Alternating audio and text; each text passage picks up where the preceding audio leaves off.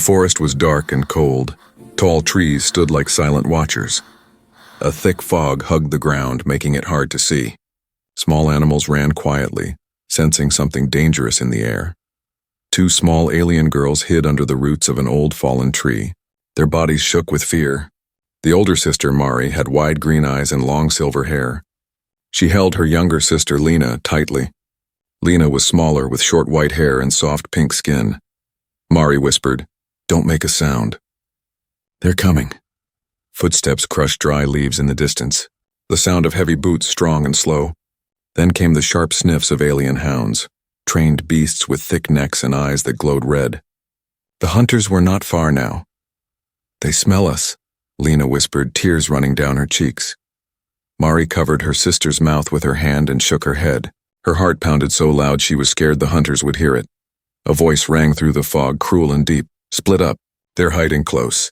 5 hunters walked through the forest. 4 were alien men with sharp weapons and metal armor. 1 was a tall human with a scarf covering his mouth. His name was Jace. He didn't speak much, just followed quietly. The leader of the hunters, a red-skinned alien named Kroll, grinned. "These rare girls, they'll sell for a high price, or taste better than meat from any world." One of the hounds growled and looked toward the tree. Mari held her breath. Suddenly, snap. A small stick broke under Lena's foot. The hound barked. "They're here," one of the hunters shouted, rushing toward the tree. Mari stood up, but before she could run, Lena stepped out from the hiding place. The girl was trembling, but she raised her hand. "Wait!" Lena cried out, voice shaking. "Don't take my sister!" The hunters stopped for a second, surprised. Lena lowered her head and said in a quiet, broken voice, "I'm much tastier than her." The hunters burst into laughter. "Well, well," Kroll smirked. "We have a brave one." The hound sniffed around Lena. She didn't move. Mari was frozen behind the tree root, her eyes full of horror. She couldn't believe what her sister had just said. "You'll fetch a high price," one hunter said, throwing a net at Lena. She didn't run. The net wrapped around her, and she fell to the ground. Mari let out a silent cry. Her whole body wanted to run, scream, do something. But she stayed hidden, just like Lena told her to. Jace stepped forward slowly. He looked at Lena. Her face was dirty, her knees bruised. But her eyes were calm. Too calm for a child. He knelt beside her, checked the net. Then as the others looked around for Mari, he whispered, "You don't belong in a cage." Lena blinked, confused. He took out a small knife and cut one rope of the net, but not fully. "Play along," he said softly. "Wait for my signal." Jace stood up and walked away. Kroll shouted, "Find the other one." "She can't be far." The hunters and hounds scattered again. Kroll stayed behind, kicking leaves and checking the ground. Jace looked around. He picked up a rock and threw it far into the woods. The noise echoed. "They're that way," a hunter shouted, chasing the sound. Kroll followed him. Now only the net and Lena remained. But Mari had vanished too. Jace walked back slowly. He looked around and then quickly sliced open the net completely. "Go," he whispered. "Run east. There's a hill. Wait behind the blue rocks." Lena looked at him with wide eyes. "Why are you helping me?" Jace paused. "Because no one helped my sister." Before she could speak, he stepped away and shouted, "I lost the scent. They're heading the wrong way." Lena didn't wait. She ran, her feet hurt, her lungs burned. But she didn't stop. Mari saw her from behind a bush. She had already started moving, trusting her sister's signal. The 2 girls ran through the fog. Hand in hand, behind them the sound of hounds faded, but deep in the woods. Kroll turned and whispered, "They're not gone yet. I can still smell them." The night air was thick and still. Lena and Mari ran through the forest, branches scratching their arms, dirt covering their bare feet. They didn't speak. Their breathing was loud, wild. Every step could mean safety or death. Finally, they reached the blue rocks. Lena dropped to her knees, chest heaving. Mari followed, her hand holding tightly to her sister's. For a moment, they just sat, silent in the shadows. "Did they follow us?" Mari whispered. Lena shook her head. "I don't know. One of them helped me. A human." Mari's eyes widened. "What, a human?" "Yes," Lena said. "He cut the net.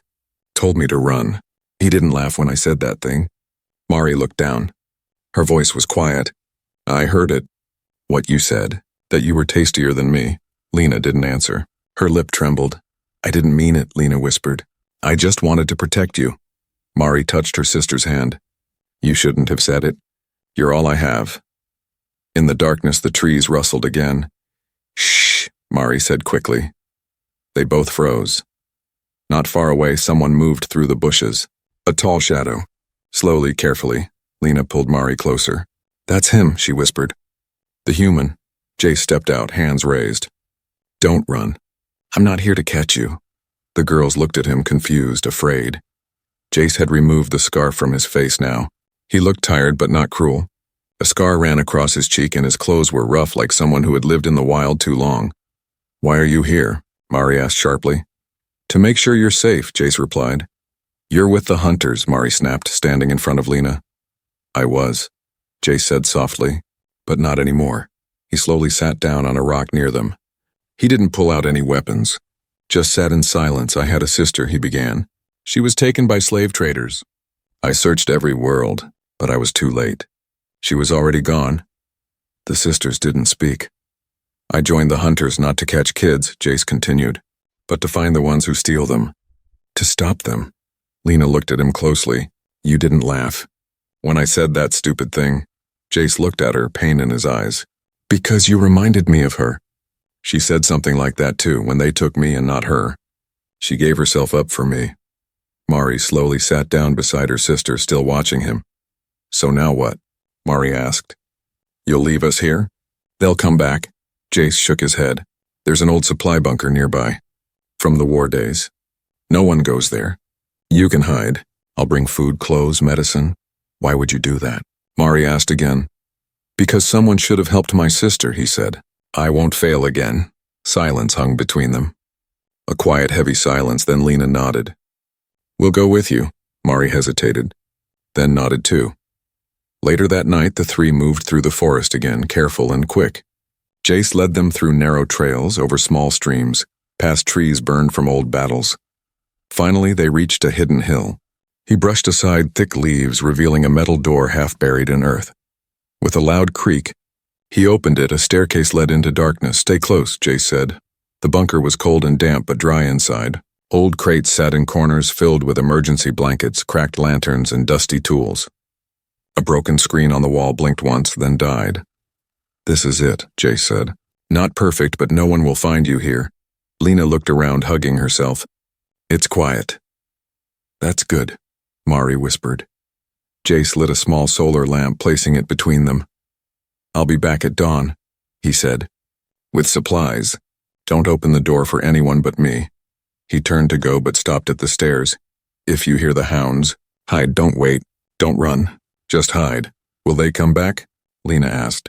Jace looked at her. They always come back, he said. But I'll be ready.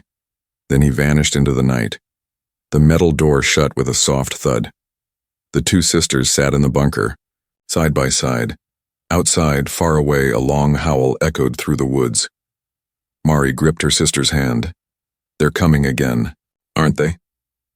Lena didn't speak, but her eyes stayed wide open, all night. The bunker was quiet, but sleep didn't come. Lena lay curled beside Mari on a rough blanket.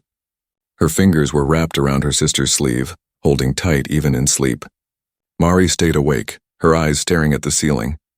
She listened to every sound, every drip of water, every creak of metal. Her thoughts raced. She didn't trust the human. Not yet. A small light blinked on the far wall. It was faint, barely noticeable. But Mari saw it. She stood up carefully, trying not to wake Lena. She walked to the blinking dot. It was next to a small crack in the wall, an old security camera. Broken, dead for years, or so she thought. She pressed her eye close to the crack and gasped. There was something blinking. From the outside, above ground, a small disc-shaped drone hovered near the trees. It spun slowly, watching.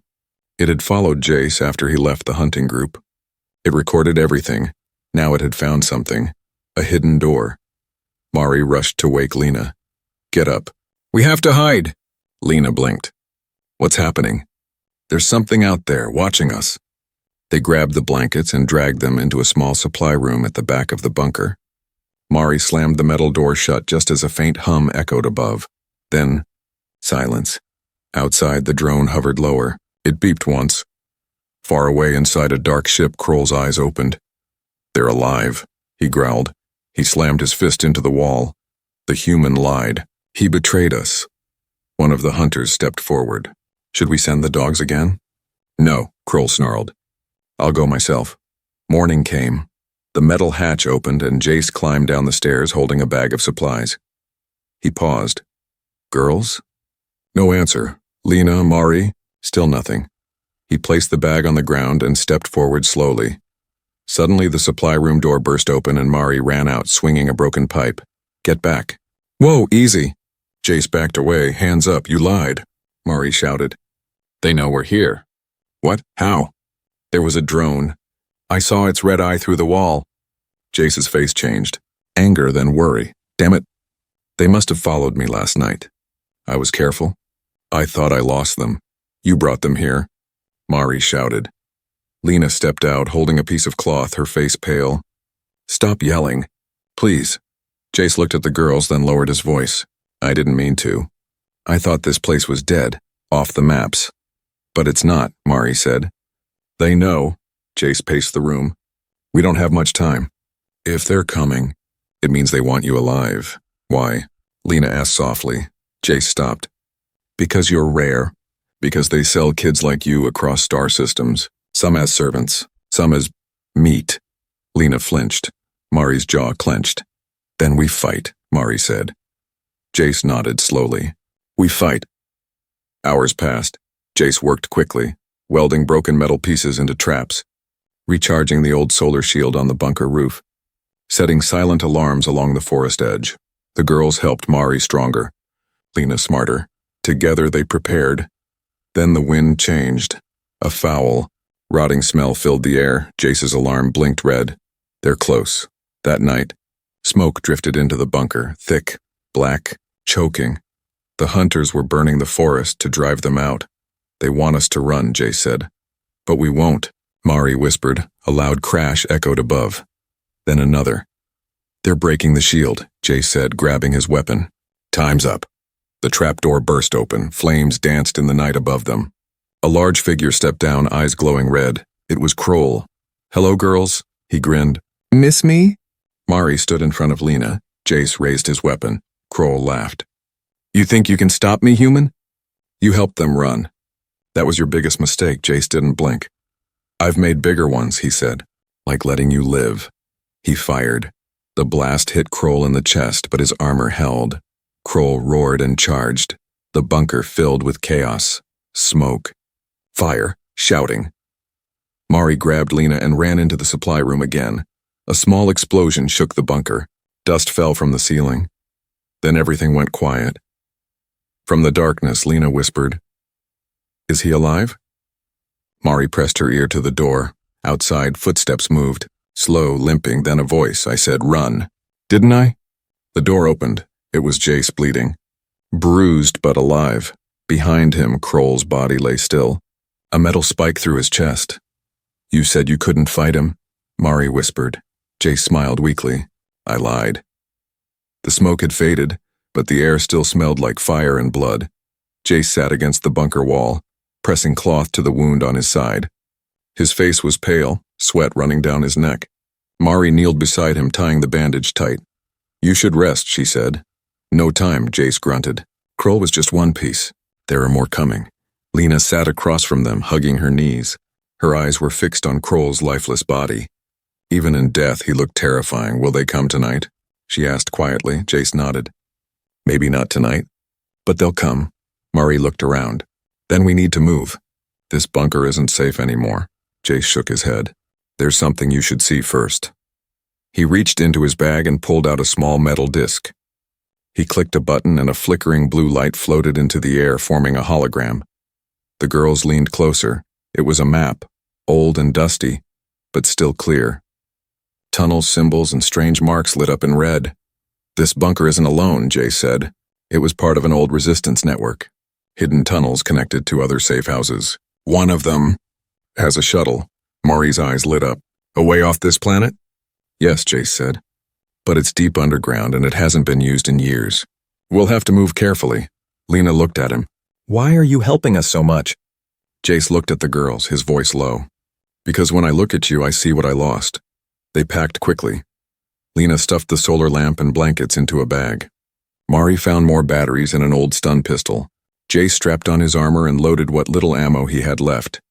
Then they opened the back door of the bunker. Behind it was a dark tunnel, long and cold.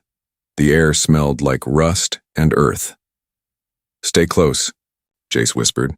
They entered the tunnel, steps echoing softly. Hours passed. They walked through twisting halls, climbed rusty ladders, and crossed old rail tracks. At one point the ceiling shook. Dust fell. Jace raised his hand. "Wait." A distant growl echoed above them. Lena grabbed Mari's hand tightly. "They're searching the forest again," Jace said. "We're beneath them." They kept moving. Later they reached a large chamber. Inside was a broken control station, dead lights and something strange. A door made of white stone. "What's this place?" Mari asked. Jace stared at it, unsure. This wasn't on the map. Lena stepped closer.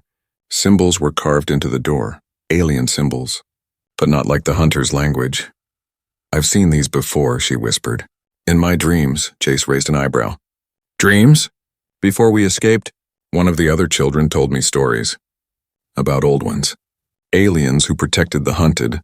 This might be theirs." Mari touched the door. It was warm. Suddenly, the symbols glowed. A soft click. The door slowly opened.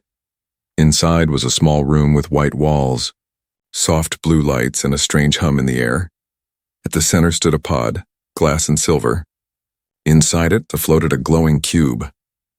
Jace stepped forward carefully. "I think this is a memory bank." He tapped the pod. The cube pulsed once, then images filled the room. Aliens of all kinds, small, tall, winged, scaled, standing beside humans, fighting against monsters, saving children, hiding families. One image showed two girls with silver hair being hidden in a cave. Lena gasped. "That's us." "Or someone like us," Jace stared. "This isn't just history. It's proof. These tunnels were made to protect children like you." Suddenly, an alarm blared from Jace's wrist device. Red light blinked. "They found the entrance," he said. Mari looked at the glowing cube. "Can we take it?" Jace nodded and opened the pod. As he pulled it out, the walls dimmed and the symbols faded. "We have to run," he said. "Now." Back in the tunnel, footsteps echoed behind them. Growling, Lena turned. "Red eyes in the dark! Hounds!" she cried. Mari aimed the stun pistol and fired. One hound dropped. The other snarled and charged. Jace turned and threw a flash grenade. The tunnel lit up with white light. "Go!" he shouted. "I'll cover you! No!" Lena screamed, but Mari grabbed her and ran. Jace stood at the corner shooting, buying them time. Behind him, the memory cube glowed in his bag, its light cutting through the darkness. They reached the next door, slamming it shut. Mari locked it. Lena stared back through the glass panel. She saw Jace, bleeding, still fighting. Then the lights flickered. Darkness. The silence after the fight was the worst. Mari and Lena stood inside the metal chamber, the door locked behind them.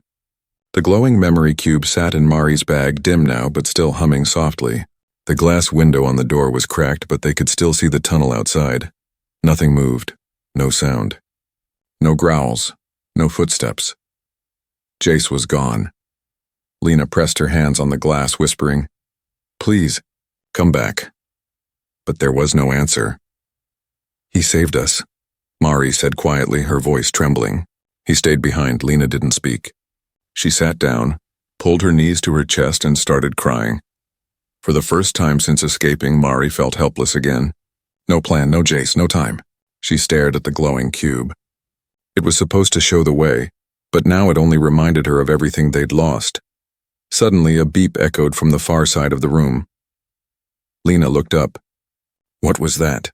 Mari turned around and saw a screen flickering to life. A countdown had started. First-hand Dere voice, robotic and cold, echoed through the room. "Tunnel breach detected. Emergency lockdown in 10 minutes, and they're coming," Mari whispered.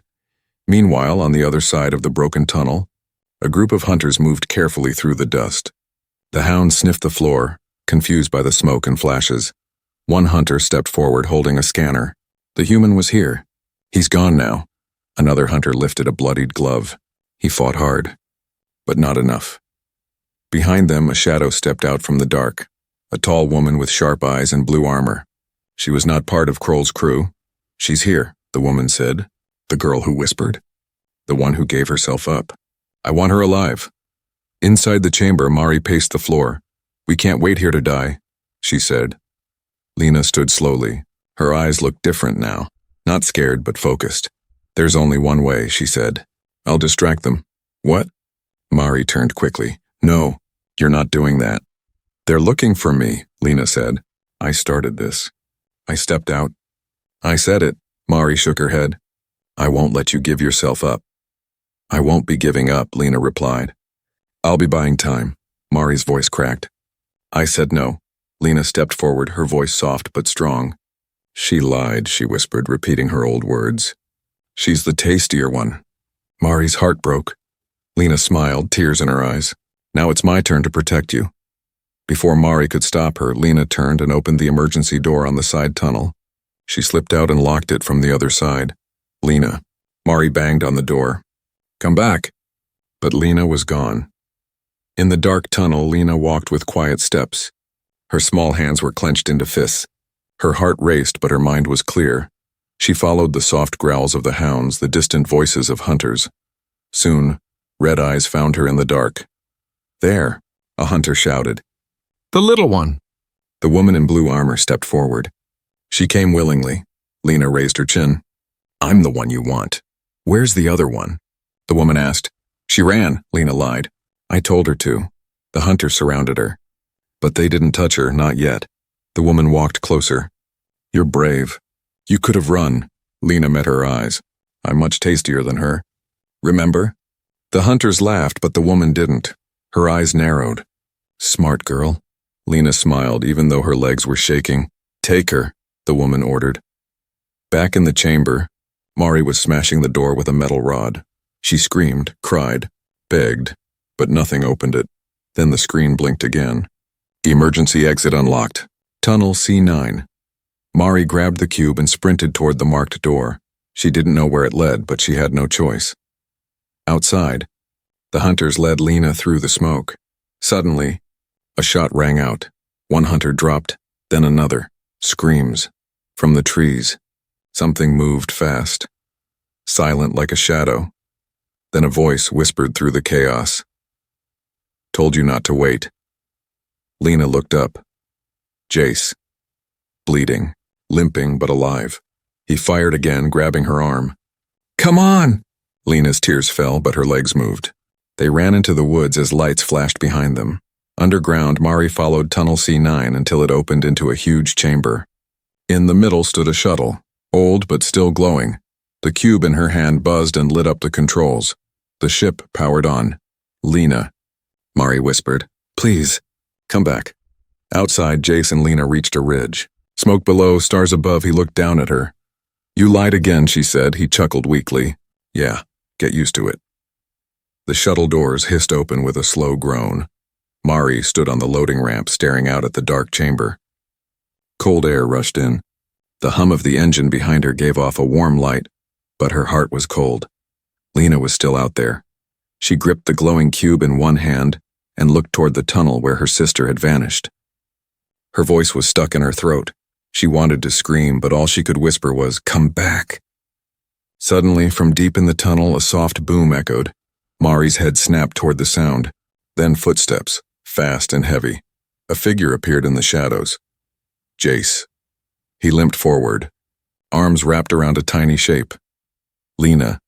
Mari ran. She grabbed her sister from Jace's arms as he collapsed to his knees. Lena was awake but shaking. Her face was dirty, her lips dry. But when she saw Mari, she smiled.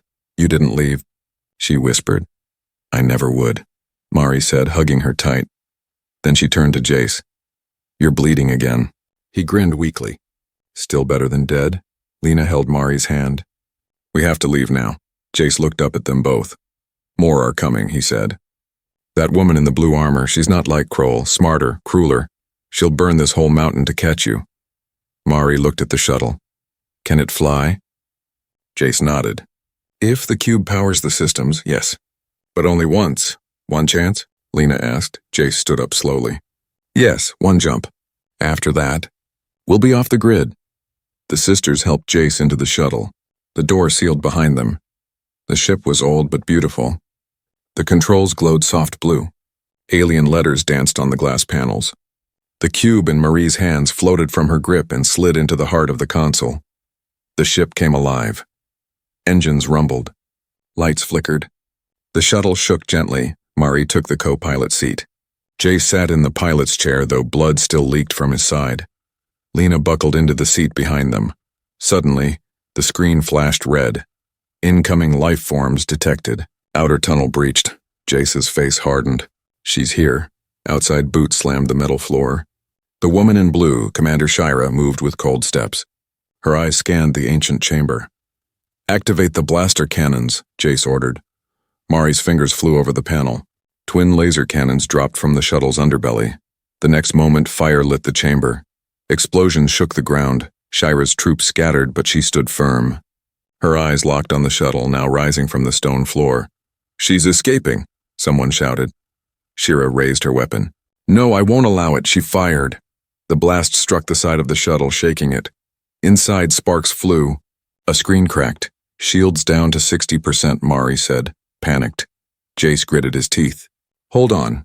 He pulled the lever. The shuttle shot upward like a comet, tearing through the ceiling of the hidden base. Stone and fire fell behind them. The dark sky above opened, filled with stars. They had made it, barely. Far above the planet now, silence wrapped the ship. The stars twinkled gently. Below, the world grew smaller, but Jace didn't smile. He slumped in his chair. Jace? Mari said, reaching toward him. He didn't respond. Jace, Lena cried. Blood had soaked through his shirt. He was pale, breathing shallow. I told you, he whispered. Just one jump. No, Mari shook him. You can't go now.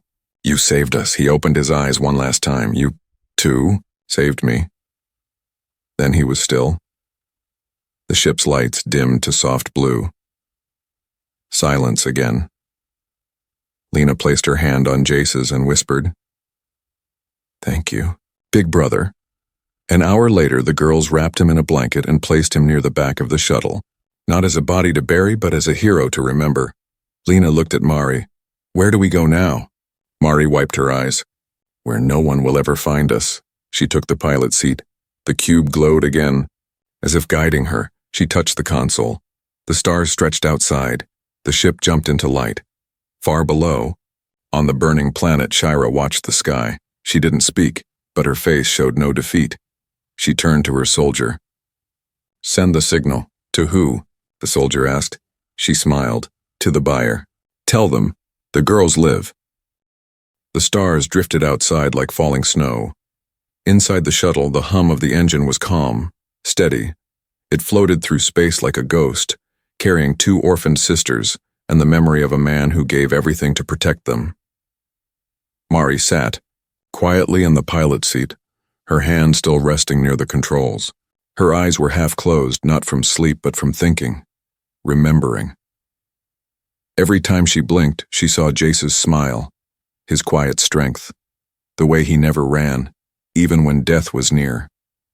Lena sat beside her, holding the blanket that once covered him. She hadn't cried in an hour, but her heart still ached like the sobs were hiding under her ribs. Where are we going? She finally asked. Mari looked at the stars. Somewhere quiet, she whispered. Somewhere no one can find us. No more hunters. No more running. Do you think he's watching us? Lena asked softly. Mari nodded. Yes, I think he's part of the stars now.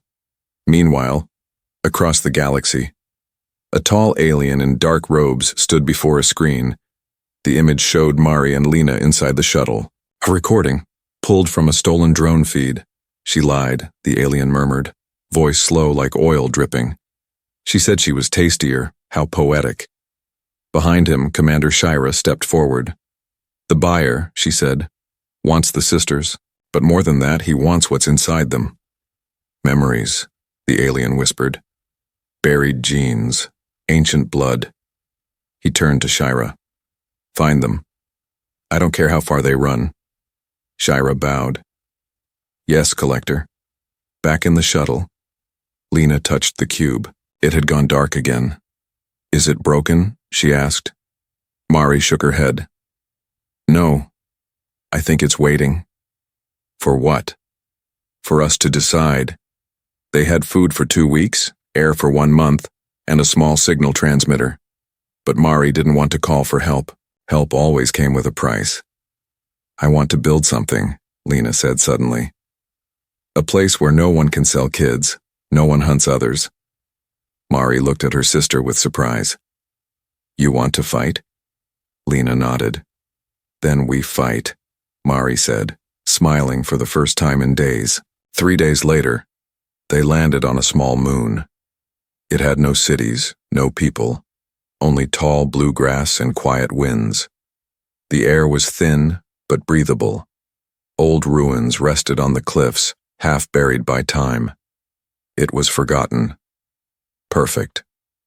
They made a shelter, using parts from the shuttle and metal scraps from old ruins. Mari built the roof. Lena made the fire. Every night they lit a flame on the hill, a small sign that they were alive. And every night Mari would tell Lena one memory of Jace.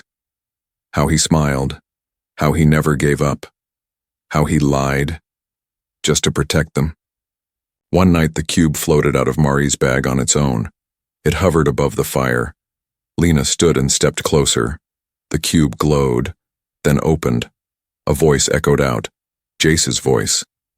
If you're hearing this, then I'm gone. But not really. Because you lived. That means I did too, the girls gasped. I don't know where you'll go, but don't run forever. Someday turn around. Fight. Show them you are not prey. You are fire. The message ended. Lena stared at the cube, then whispered, We will.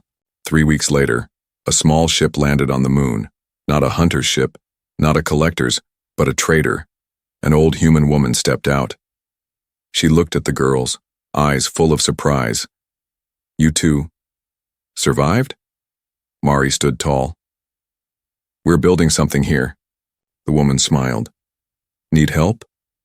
Yes, Lena said, but not for hiding, for preparing. That was the day the first ally arrived. Months passed, more came. Escapees, lost ones, wanderers, humans and aliens both. They built towers from scrap, lights from dust, hope from pain, and high on the tallest hill stood a statue, not of a soldier but of a man with soft eyes and a crooked smile. Below it, in bright alien letters, were carved the words, He lied so we could live. 1 year later. In the dark void, a hunter's ship floated near the moon. Inside, Commander Shira watched through her lens. There they are, she said coldly, but beside her the collector frowned. No, not prey anymore.